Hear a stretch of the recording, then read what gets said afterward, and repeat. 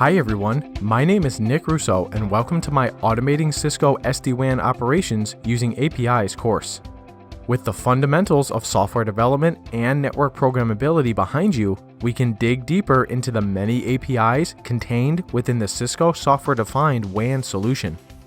This course covers four main topic areas: collecting and exploring SD-WAN inventory devices, building vSmart templates to simplify controller configuration, constructing and applying centralized vSmart routing policies, and SD-WAN operations, administration, and maintenance APIs.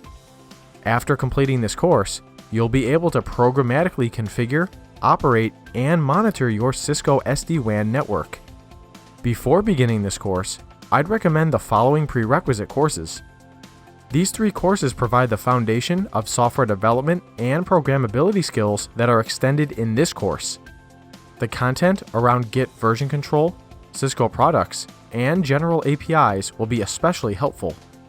I'm assuming you already have a strong background in Python programming.